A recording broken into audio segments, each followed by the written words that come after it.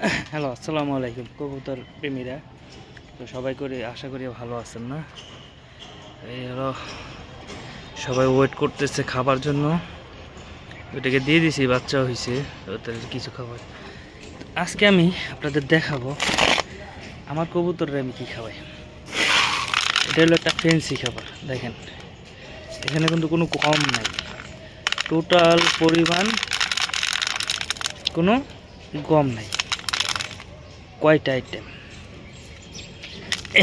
এইটা আমি অধিদপ্তর বোঝানোর জন্য এখানে নিয়েছি 6 কেজি। আর এই একটা খাবার আছে, দেখাই, এটা করতেছি। এটা একটা মিক্সচার খাবার, যেটা এটা গম আছে, দেখছেন দুটার ভিতরে ডিফারেন্সটা কোন জায়গায়? এই যে দেখেন, হাত দিয়ে নিয়ে দেখলাম, দুইটা খাবারই কিন্তু আলাদা। একটা গম আছে, একটা গম নাই। তো এখন আমি কি করব আপনাদের দেখানোর সুবিধার্থে, এই যে গমালা খাবারটা, এই খাবারটার সাথে মিক্স করব। মিক্স করে কি হয় আপনাকে দেখাই, তারপরে আমি আমার কবুতরকে খেতে দিই। পরিষ্কার করছি, আল্লাহর রহমতে ধুলা নাই। সবসময় চেষ্টা করবেন ধুলাযুক্ত খাবার যাতে কবুতরে দিলে কবুতরের হেলথ নষ্ট হয়ে যায়। তো দেখাচ্ছি, আমার মিশানো শেষ। এই যে দেখেন, এখন এটা আমি মিশে এই ক্যাটাগরিতে আনছি।